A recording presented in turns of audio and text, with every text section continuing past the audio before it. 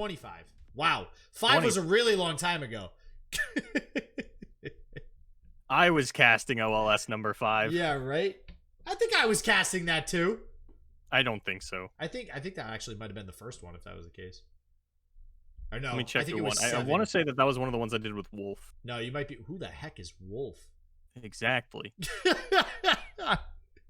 I think 7 was the first one that I did. Now that I think about it, Because I think I did up to like 4 or 5 with just kind of other like casters that I knew, and then I think we took like I took like a 2 or 3 break while we did PCS and DOR and stuff, and then we hopped back into it once PCS finished up, and then both of us were doing it because we had established ourselves as a duo at that point. All right, here we go. Both hands, baby. Excited. We got a blue Sentinel in hand here. And with that said, you know, we didn't see a whole lot of Stan. I do think we saw at least one of Stan's games from yesterday, I believe. And I am kind of liking the way that Stan has gone about building this Aurelion Soul deck, playing the blue Sentinels there, getting that little bit of ramp early game, and also opting for 3, that's right, count them, 3 Dragon Chows, Boulevard. Yeah, I really like the blue Sentinel. I'm going to ignore the Dragon Chow. I really like the blue Sentinel in a deck like this, where you are playing these really effective 2-mana spells, like Single Combat and Sharp Sight. And the blue Sentinel, a lot of people were criticizing this card. Oh, you don't really get to pick when it dies. It doesn't matter when it dies as long as it happens before turn 10, because at the very least, you'll get a spell mana out of it. And that one spell mana can be a really big difference maker for a deck like this that wants to play so tightly on curve. And we're going to see the attack here. If we go in with this, we can play Garen next turn if it does get blocked by Angeletronic. Yeah, and it looks like we are going to go ahead and block it, and that might end up being the play here out of Stan, and that's pretty big, being able to ramp out a Garen there a turn early in a deck that otherwise you wouldn't usually be having that happen.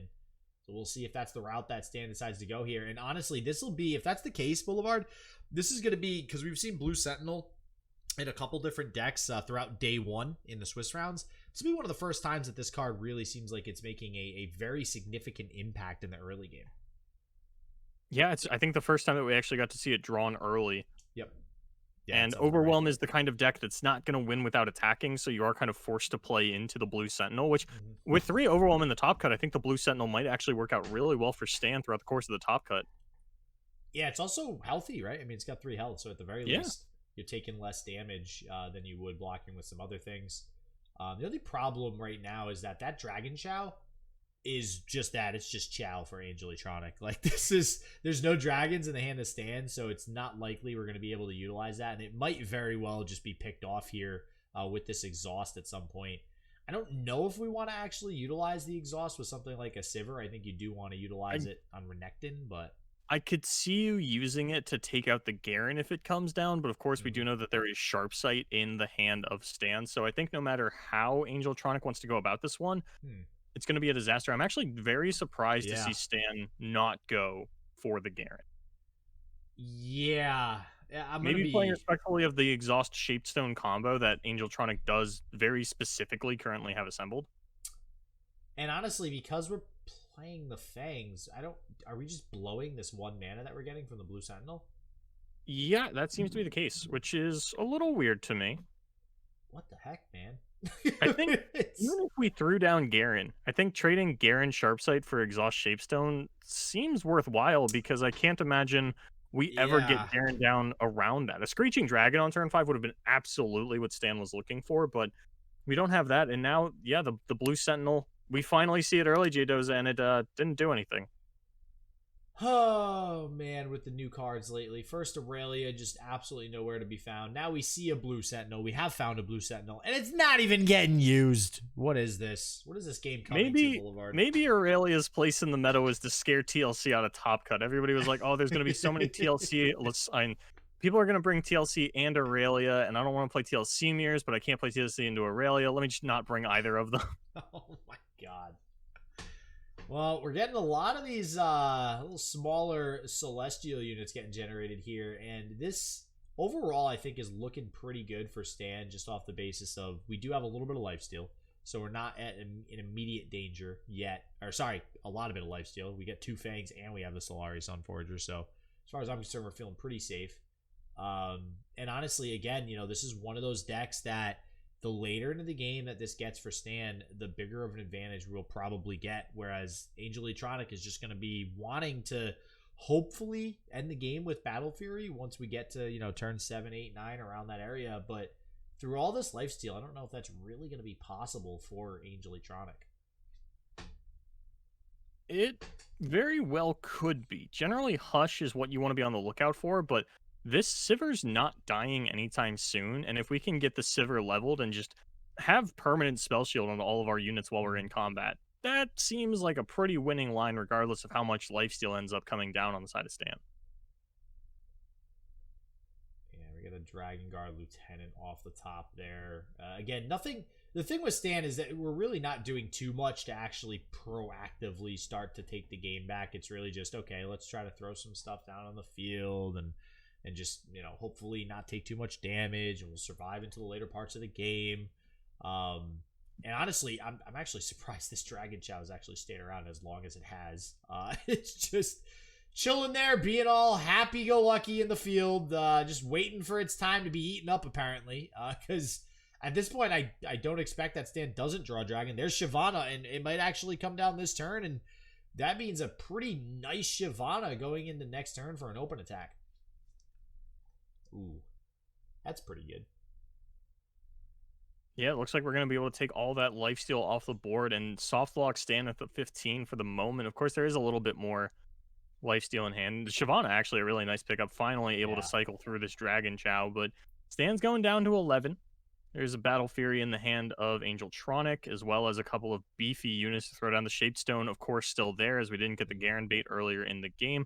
And instead of Shyvana, it looks like we're just going to go for the double Dragon Guard Lieutenant. Yeah, that was a really big turn from Angel. I mean, everything that we did there was actually able to just negate all of that lifesteal, essentially, which is pretty... It's very big. I don't mind the Dragon Guard Lieutenant. I think we're going to end up playing the Shyvana anyways, I imagine. There is an argument for the Solari Sunforger now, just because we are so low at 8 health. Like, maybe we have to get that down. But I don't think we're winning the game unless we get Solari Sunforger with some sort of additional combat trick. And wow, we're just going in. We're going ham already. Yeah. And what is this Sivir at? How close are we to the Sivir level up here? We are at almost leveled up, 28 out of 35. So it'll actually level if we want to save it here. Like if we use the Shapestone, the Sivir will level. We could get a Sharp Sight in response. Of course, we do have the Battle Fury on backup, but I don't really love Battle Fury to save the Sivir when we really want that onto an Overwhelm unit. And the Sharp Sight being pre-committed to take out the Renekton is really big for Angeletronic. That's a nice window. Yeah, and Hush not going to be able to do anything. We have this spell shield over here. Yeah, ooh, a level Sivir. Now with Sivir leveled, I almost feel like you have to Hush the Sivir just to get the spell shield off of everything that is coming in at you from here on out so that you can open yourself up to a potential Concerted Strike top deck. Yeah, this is not looking good for Stan. This Overwhelm deck doing work, and that's a Ruin Oneer with a... Jesus. I almost said Ruin Oneer. Like, it's a Wascoey Ruin Oneer. Bugs Bunny over here announcing the game. Summon a Ruin Oneer to the board. Is that our next, it's been a while since we did a channel point thing. Do we want to... We just talk like Bugs Bunny? I know there's a tutorial on how to talk like Porky Pig. If you guys want to throw a million channel points at us, I'll watch it until I get it right. Oh, man. One of us will be Bugs Bunny. One of us will be Elmer Fudd. There we go. Oh, jeez. Well, this is a big old field coming in. Finally got Garen on the board, but... I mean, Jesus, this Garen feels like... Yeah. There's nothing to stop this Battle Fury. I am not in love with how Stan played this earlier. I mean, at first we had the Blue Sentinel man. It basically just tossed out the window. We could have gotten Garen down a lot earlier. We never utilized this Dragon Chow when... I mean, I'm not going to say that that was the wrong play to not play the Shyvana that turn, but we could have gotten this Dragon Chow out. Just seems such a weird line of play that Stan actually took here. And because of it, we're going to get a quick 1-0 up here for Angel, a newcomer to the top cut of OLS. We'll see if they're able to take it here into the semifinals. Who do you think's going to win this tournament, JDoza? I mean, if we're just going on like highest EV here, what am I? You're just going for what am I again? Yeah. like Like if this were a legit, like if this were Vegas and we were betting on who's winning, you have to go with what am I just because he's like, I just absolutely would not go with what am I. You don't think so? I guess absolutely with not. Vegas I think odds, that, you wouldn't get as much of a return on your money because he's probably favored. So I think the Zillion Nasus is going to catch up with him. Yeah, Especially with 5 Thresh Nasus in the top cut. So now what are you going to do when he wins? Interview him and say, "Good job, man. I believed in you all along." What the hell did you think I was going to say? I'll lie to him. Oh, man. All right. We got the mulligans. We also got what's looking like a mirror match. Yeah. So as much as I believe in what am I don't necessarily believe in his decks this weekend. Yeah, no, I agree. I tend to agree with you. Definitely questionable with the Zillion Nasus. There's one Lee Sin in top cut, and I do think it would be really funny if that one Lee Sin won the tournament. But I do not remember who brought it. Yep, and if they do, it's because they drew Lee Sin. That's it. Here we go. Yeah, well, Thresh Nasus only wins when they hit Nasus somehow. Yeah, I mean, I guess. I guess it's similar pillar strategies. We just don't have a Thresh to pull it out of deck. We don't get that additional copy. But I would argue that Thresh Nasus can actually end the game without Nasus with its aggressive core, right? Lee Sin has Sparklefly wins. Don't you take that away from that. All right. Pillaring on Sparklefly could be a thing. All right, I'll give you that. Yeah.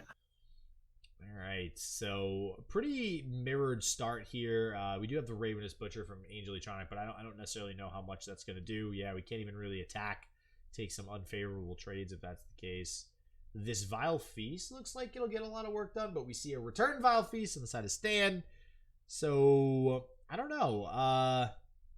I'm going to give the advantage right now to Stan. I guess it's going to be whether or not we can get some value out of this box, but there we go. We're outside of box mana now.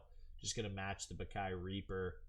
I don't see any reason not to play this proactive Vile Feast here from Stan. It feels like a pretty decent play.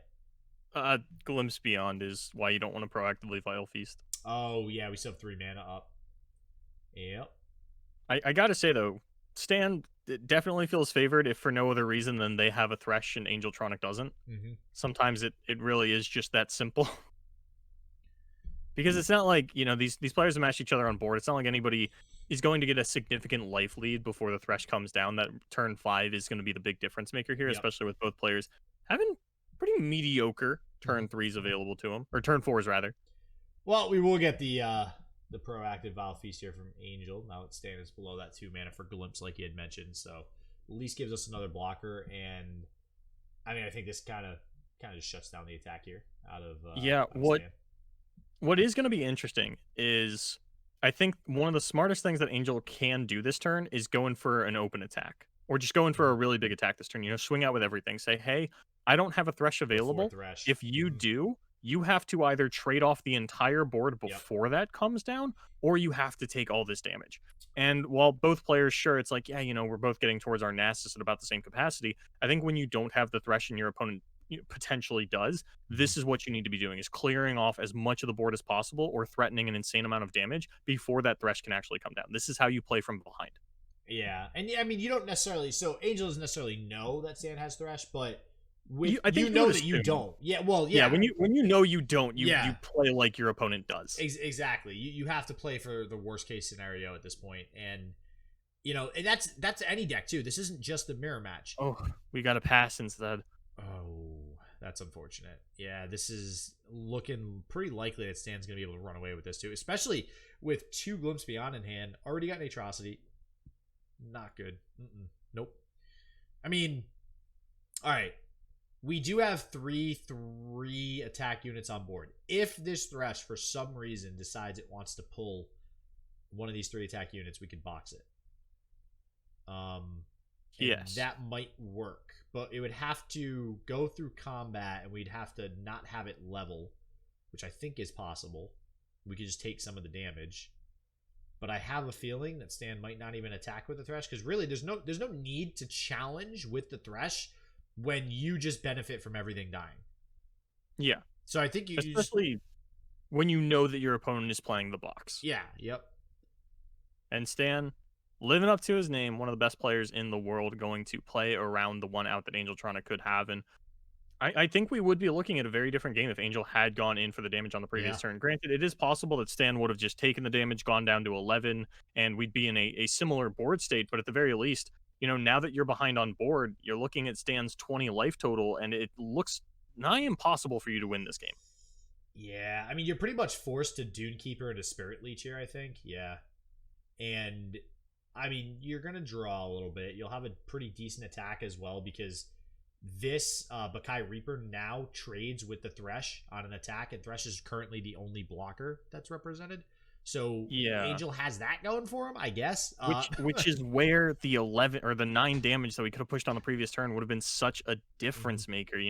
Once that Thresh is threatened by the Bakai Reaper, you're actually putting your opponent down into levels where you could just finish them off with Atrocity on the Reaper. Instead, now the Thresh is leveled. We're not even threatening the trade anymore, but I don't think that Stan's going to put the Thresh in harm's way. I think it's much more likely that we just take the damage because we are so healthy. We could. This is interesting. I mean, we do have Merciless Hunter. Yeah, I was just gonna say we could Merciless Hunter the Thresh, and then we have Glimpse Beyond for a Slay. So if we wanted to kill the Thresh this turn, I think we have the capabilities of doing so. Yeah, I mean the only we can. If Stan really wants to, if Stan really wants to, we can Atrocity the Dune Keeper into the Bakai Reaper. Which, I mean, then that kind of defeats the purpose of saving Thresh, right? Then you lose your Atrocity, but you have your Nasus. But I guess your Nasus is I think the Nasus matters a lot. Yeah. I think that the Nasuses are pretty big on both sides of the field. Yeah, and I think this is the interaction we're going to see. Not necessarily the Atrocity, but we are going to see the Thresh, I think, pulled thanks to that vulnerable with the Merciless Hunter. Okay, so we're not going the Atrocity route to save it if we need it. We didn't draw anything that will save it. Yep, we're going to get the Slay off. Ooh. Oh, wait, why are we doing this? Because we need the Bakai Reaper to get to 7 attack. It doesn't matter. We have another Glimpse Beyond. Yeah, we have a second Glimpse Beyond as well. Yeah. So once Stan did fall down into that range of only 2 mana, we knew that we were safe to go for the double Glimpse. And while it doesn't feel great, Angel is going to get to kill the Thresh this turn. Yeah. Granted, Stans are leveled and Angels aren't, so we are still feeling pretty good on Stan's side, especially with the amount of draw power that we have in hand, that there's a very good chance that we'll eventually draw another Thresh. Ours is already leveled. That's a lot of the legwork already done on the side of Stan. Yeah, and we could actually even block the board here on the side of Stan. We could trade the Bakai Reaper with the Spirit Leech and then block with our own Spirit Leech out of the Merciless Hunter. I think that's why Angel possibly considering holding him back. We want... The problem now is that if you are attacking, you know that you're getting your opponent's Thresh off the board. But now you want to be able to keep units around for deaths if you do draw your own Thresh.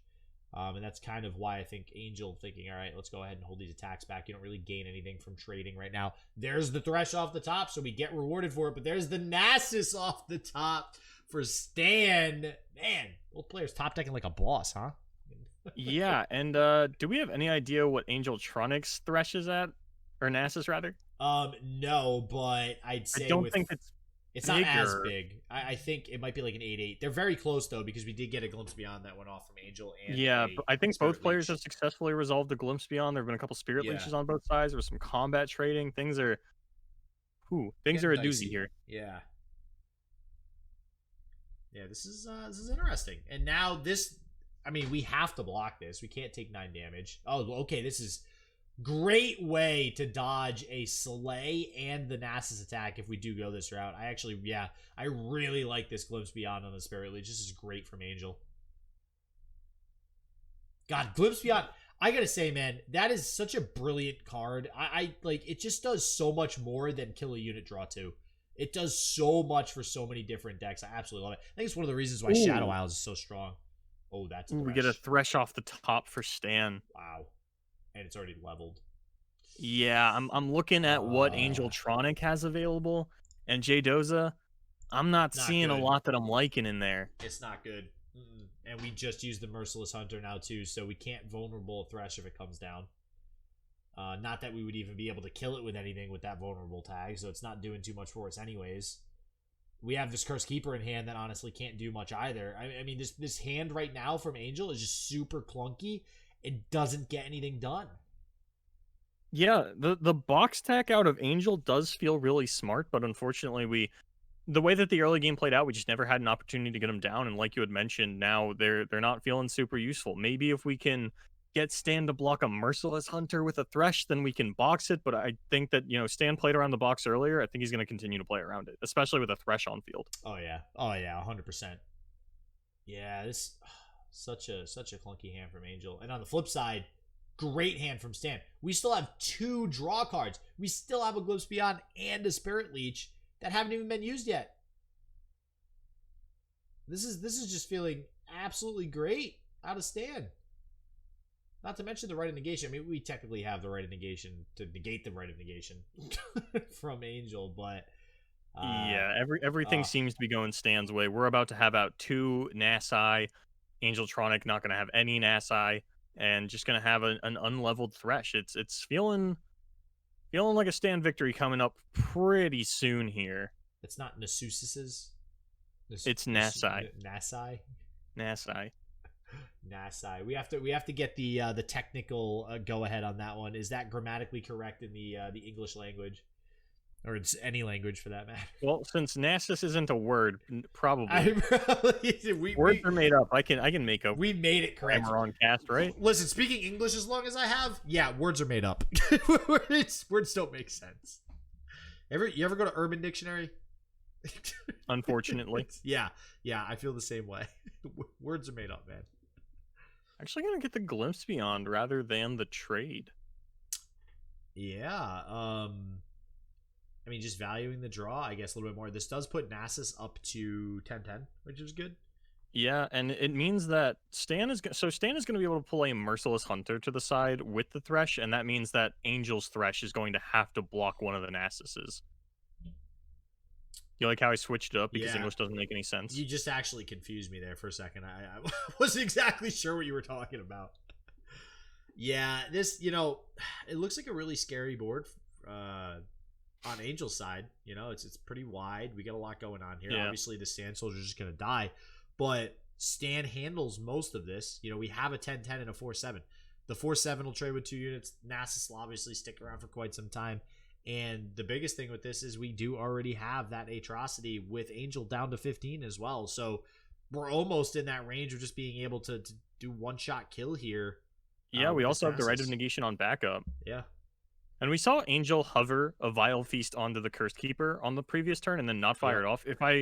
If it works like it does for Blighted Caretaker, then it would actually summon the Spiderling and not the 4-3. And I think that's why Angel pulled it back. I know that if you like fill up your board with Blighted Caretaker and you sack the Curse Keeper, the 4-3 is the last thing to come out, so it'll actually not come out if your board is full. And I think Angel was just really looking for another Fearsome blocker so that they don't have to sacrifice the Thresh, but it's not working out that way. And Thresh, you got to go.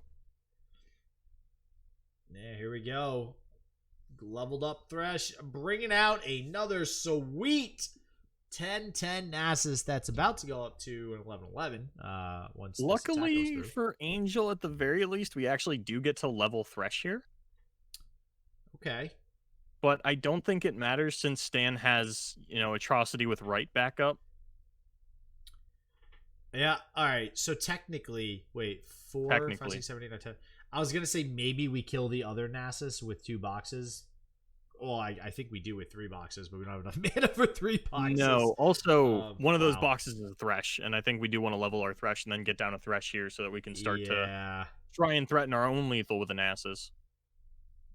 But I don't think that's actually going to come to fruition. I'm pretty sure the Nasus on the side of Angel is a little bit smaller than Stan's, especially now that it's leveled. Oh, yeah, no, yeah. All right, it actually goes up to, because we're getting multiple slays now because of all the blocks. I was going to say if it was a 12-12, the boxes would actually... Or no, it would be 11-11, man. I'm instead it's a 15-13 with Spell Shield. Yeah, just not enough to deal with that. There's that level Thresh you were talking about in hand that one of the boxes was. And I think this is the go-ahead for the Atrocity. Maybe not because of Vile Feast. Yeah. Yeah, because you have Atrocity right of negation, but the Vile Feast just puts you 1 off of lethal. So technically, all right, follow. So Stan Atrocities. Angel plays the right of negation. Stan right of negation's back, but sacrifices a unit. That puts Nasus at 16 and out of Vile Feast range. If he sacks the Thresh. Yes. Yeah, otherwise... you can sack another Nasus for all I care. Oh, yeah, actually, you could... You could sack a Nasus, yeah. I think the way that the mana lines up does mean that Stan has a guaranteed lethal here. Yep. I don't think there's anything on 6 mana that Angel could do to not lose the game. Well, we can't do it now because we just played the Curse Keeper, so. Yeah. Yeah, I think, so that line that you just said actually would have been guaranteed lethal no matter what. Yeah, I'm trying to think if there's anything, like any combination of anything on 6 mana that Angel could do, and I'm pretty sure the answer is no. But Stan, you know, runs through the math, says, maybe there's something I'm not thinking of. Let me play it a little bit slower. It's not like I'm going to die to the Nasus coming out of Angel on the following turn. I'm feeling pretty safe. Yeah, hey, and you know what? Listen, I'm never gonna hate on somebody for not playing safe in the top, or for playing safe in the top cut like that. Well, it's kind of weird, right? Because the Atrocity is safe. You run through the math, you look at every card in your opponent's deck, and you say, on 6 mana, there is literally nothing you can do to stop me here. So it is safe. But playing perhaps a little overcautious, which sometimes plays against players, but in this situation, it's not going to. Well, just an update for everybody else, too, with some other games going on. Trevo did take down Nesh 2-0 to advance to the semifinals. We have Snipecross up a game on Sonic Holic right now. And we did have What Am I taking down Anzini advancing to the semifinals 2-0. And that means that the only Azir Darius is no longer in Top Cut. Aggro is just a thing of the past now, man. It's not cool. Even Aurelia is not getting any love. Feels bad, man. Wow, everything has no attack thanks to 2 Nasus on the board. Yeah. I'm actually kind of curious how many Aurelia were entered in the tournament to begin with, but yeah, now we're going to fire off the Atrocity. Now that our Nasus lines up with the life total exactly and our opponent has more mana and also already played a Vile Feast. Like, this now is a little bit riskier, but yeah, we do know, looking at Angel's hand, that nothing's going to come out of this. Yeah, with 10 mana, it is a little bit riskier, but we got this. Rite of Negation coming up next to negate the Rite of Negation. Come on, I want to see the other Nasus sacked off. I want to just do it, man. That would be a little risky. Angel could still have a second right, which I guess it doesn't really matter, right? Because you don't kill the unit unless your right resolves. Yeah, correct. Yep. Yeah, we actually are getting it onto the other Nasus like you were asking for. Let's playing go. Around Black Spear and Vile Feast. Let's go. Gonna play around absolutely everything, baby. We don't even have enough mana for Atrocity inside of Angel now. Not that it would matter with Stan being at 20. But that does mean the GG Shen emotes are going to appear, and Stan is going to take a game from Angel, bringing this to a 1-1 match and a game 3 here in just a second. We'll see what the matchup's going to be. What are you hoping for here? You got the decks in front of you. What are you hoping to see out of Angel here in game number 2? We don't know what was banned yet, do we? Right? We do. It was Shyvana Aesol. That was a test. So yeah, it was we already picked up one with Overwhelm. It has to be Fresh Nasus versus Shyvana Aesol. I got debated there because usually when we see somebody lose with the deck, they just run it back, but Stan switched it up there. Yeah, no, it's gonna be Thresh Aesol or Shyvana Aesol Garen up against the Thresh Nasus. So many champions running around. Stan actually brought 2-3 champion decks. Nice. All right. Interesting. We got the Zoe Victor Vi and we got the Garen Aesol Shyvana. All right. Mulligans coming out. And we got a Lieutenant and a Shield Bearer here. So a couple nice 2-drops to get started. I don't know if the Dragon Guard Lieutenant's going to do too much for us early on here. Solari Shield Bearer will definitely be helpful early on as a blocker for some sort of aggressive start. But as per usual, we're seeing 4 damage, sometimes 5 with the Ravenous Butcher, pushed on turn 1 here out of Angel.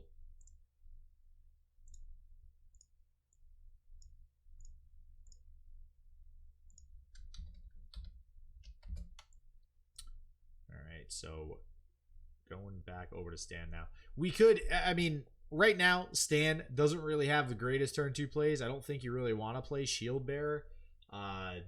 On the attack token turn, I think you want to try to hold that for after Angel develops a little bit more. The problem is if we don't develop anything here, Angel's going to go in for 5 more damage, and that's a really fast start for Angel. And yeah, so that does force out the Shield Bearer from Stan, at least get the free 3 damage attack through. And Angel in a pretty good spot. However, 2 red negation first hand doesn't feel that great. And again with the box, this hand just feels so clunky, Boulevard. A little bit, yeah. Generally, if you're seeing a bad hand out of Thresh Nasus, there is some amount of Rite of Negation that are clogging it up. This time, it's both of them. Yep. But we are going to be able to actually push through a lot of damage here if we want to, but instead we're going to play it a little less greedy. You know, we could have pulled it with the Prey and actually gone for a full suite of damage, but instead we're just going to take the trade down onto the Shield Bearer, and there's a single combat available if we want to go for that line on the side of Stan, and it looks like we do. Yep, and that's not bad. Making use of that 2-drop unit, like I mentioned earlier, being able to get that down early. Gonna stave off a lot of this early pressure here. It's still at 13, though, and right now we do have a Fangs in hand. It is turn 4. We could throw that down there, get a little bit of lifesteal. Looks like we are going to go with it. Let's see what the Invoke grabs. Crescent Strike, I think, has to be the line. You know, we had talked last game about making the assumption that your opponent is going to have Thresh on 5, and if your opponent throws down Thresh on 5 here, the Crescent Strike will do a lot of work in letting you sort of stabilize and keep going into some other lines. But no, it actually is going to be the Trickster, which we can also throw down on 5 to actually take the Concerted Strike line onto the Thresh. So I think that's what Stan is going for here. Actually, no, we won't have enough mana for that, right? We're only going to have 7. Yeah, the other consideration too is Crescent Strike feels really good against the Blighted Caretaker. You know, we do see that in hand. Whether or not that comes out on turn 5 of the attack token for Angel is yet to be seen yet.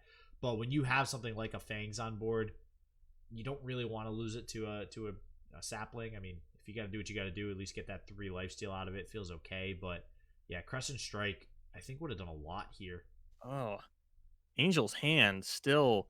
You know, we get a box top deck followed by an Atrocity. Our Nasus is still pretty small. It'll be a little bit bigger at the end of this turn, you would hope. I think we're up to maybe like 5/5 or 6/6. At least the line or the level of Nasus at which point we are willing to just slam it on the board for 6 mana and say, hey, this is here. This is my dog. He bites. My dog. Yeah. This is my dog. He bites. Don't pay him no mind. Okay, so Trickster coming down now at least gives us a solid body to block with too. So it'll eat up one of these saplings, which is pretty crucial, and still stick around. Punch through some elusive damage next turn. Also gives us another blocker at some point. Also a fearsome blocker, crucially. So I think that's why we're going that route when Stan originally picked those Celestial cards. So I actually really like the Trickster now that I'm kind of seeing things play out. And this Sharp Sight on Fangs, I mean, we've seen this so often. This feels super, super good out of Stan. 5 lifesteal, basically going to negate all of this turn. I think when everything's said and done, we're only losing 1 health. Not to mention, we keep the Fangs for another lifesteal turn coming out here. So this now all of a sudden looking really good for Stan as far as just, you know, holding off to the later points in the game. When both players have these sort of mediocre hands like this, generally, I feel like it's going to favor the Nasus player because they have better top decks, especially when all the bad cards are already in their hand. Stan definitely still has a number of awkward top decks that they could get out, but if we get to, you know, turn 7 or 8 and both players are still on really bad hands, that's going to start to heavily favor Stan, especially because we do have this Dragon's Clutch in hand that we can kind of throw out at any point, get a couple draws off of it. Looks like we're going to go for the empty Rite of Negation, potentially just to sack the unit, get it out of the way, deny the lifesteal, which would have been a disaster because the single combat was there on the side of Stan, which actually probably would have even been used to take out the Prey. You know, just say, go ahead, sack your sapling. I will instead now push damage onto your 3/1. That'll actually put me at like more life than I started this combat with. And Angel, I don't know if they decided not to do it or if they pulled it back or if they're disconnected because they are continuing to rope out like they're disconnected. Uh-oh. Nope. All right, here we go. Okay. All right, we're good. It's interesting because the rope is actually a lot faster from Stan's perspective. For example, we are now out of time on Angel's side on Stan's screen, but there was still half a bar left for Angel. That's maybe just a weird spectator thing. Well, either that or it's just the internet connection. Maybe. But yeah, and back to your point about that empty Rite of Negation that we almost saw played. The reason why Angel's even thinking about doing that is because of, like I mentioned earlier, how clunky this hand is. So as much as Box seems like a pretty good decision as far as the deck building is concerned, we keep seeing it come up and have it actually be a problem being in hand as a 4-cost spell, because Box honestly is not that hard to play around, generally speaking. You know, most of the time people are not going to want to play it on a single unit, so you feel pretty safe just committing 1 unit to the board that could be killed by the Box. You just don't play 2 units. And honestly, a lot of these decks we're seeing aren't necessarily like swarmy type decks. They're okay with just playing 1 unit a turn and still being able to live. and we just see it continue to be a problem. But Red Negation now coming out here is going to be able to save our Glimpse Beyond, and then again going to get countered by the Concerted Strike, which is really big for Stan, because again, going back to that bricked hand, or that kind of clunky hand, now the hand state doesn't change. We don't get that draw, and we are still back to square one here with absolutely nothing we can do. Yeah, and we've made it to turn 7. Stan, if Stan had drawn another sort of dead card here, then, you know, we'd still be in a little bit of an awkward spot. We wouldn't have the mana to play Dragon's Clutch and get down the Eclipse Dragon, but as it stands, we can just throw out an Eclipse Dragon. And a second Atrocity off the top for Angeletronic. Quite possibly the worst card in the deck to draw at this point. Yeah, so we got Angel with the worst cards, and we get Stan with the turn 7 Daybreak into turn 8 Aurelian Soul. This could not go any worse for Angel. When I said that I thought Thresh Nasus was a really bad deck, these are the kinds of hands I was getting. Yeah, oh yeah. I'm like, how do you ever play out of this? You know, I've got 2 Deny and 2 Atrocity in hand. This sucks, man. Yeah, this is insane. Sometimes, although I will say, Thresh Nasus is one of the more consistent decks in the game. Of course, everything can brick, but this is probably one of the decks where the hands like this happen least often, and it is really unfortunate for Angeletronic that it's happening in the top 8 of a tournament. Yeah, generally, because right now these are all the cards that are bad. Like these are you have what, 2 boxes, 2 Red Negation, and 2 Atrocity. We have drawn all but one of the boxes, and that's like very low odds that we even actually do that by turn 7. Otherwise, you could draw a Ravenous Butcher, I guess. Ravenous that Butcher. That would be bad. But generally speaking, everything else is pretty low curve in the deck. So when you talk about starting hands with this deck, it's very easy to have Bloody Caretaker on turn 3 and curve out perfectly. But just not getting those draws on the side of Angel feels really bad. And unfortunately, looking like we're going to take an L here. I mean, I don't know if there's much that Angel can do to come back from a turn 7 Eclipse Dragon Daybreaking a turn 8 Aurelian Soul, because this deck just does not really deal with Aurelian Soul well. Not with a Hush and a Concerted Strike being the backup for Stan. So I would say this is limbo. This is hard limbo. There's no sequence of top decks Angel can have to actually get back into this game. Anything that they play is going to be dealt with pretty immediately. The Hush really solidifies things, even if there was some massive Nasus somehow coming out. And we're even thinking of just using a box to pop a Spell Shield here, but do eventually decide against it. Destroyer invoked on the side of Stan. This is going to be an A-Soul level, no problem. Spirit Leech, what, 4 turns too late? I mean, hey, we can draw some cards. Wow. I mean, draw some cards and then have 3 mana left over before we die. Maybe Nasus is a surprise like 16-16, and we just really... That'd be cool. We wouldn't have the mana to get it down. That's a good point. I'm trying here, Boulevard. I'm trying. I'm not. I gave up. I already did the math. I ran the numbers. Yeah, there's the Leech. There's 2 more. Man, this deck was just like not... No, this is... Who shuffled this deck? Like, what the heck, man? This is one of those games where, like, you finish the game and you immediately just, like, pile shuffle your deck 100 times. Yeah, You're like, no. This guy... Somebody cheated. Somebody stacked this deck like this purposely. Oh, man, this feels bad. At the very least, okay, we'll take the consolation prize of we got a vulnerable and a kill with a Curse Keeper. That's always going to feel nice. That's about where it ends, to be honest with you. Hurrah, we got a Spell Shield. Popped with the box. Woo! Yeah. Yep, and now we get an A-Soul level. Yep. And that's the Shen emote coming out from Stan. We always talk about Misfortune leveling up, always meaning a game over. Generally speaking, especially when it's not an Aurelian Soul mirror match, when you manage to get a leveled Aurelian Soul and you have priority going into your turn, that is generally GG's 100% of the time. And that is going to be Angeletronic surrendering and being defeated by Stan 2-1 here in the top 8 of OLS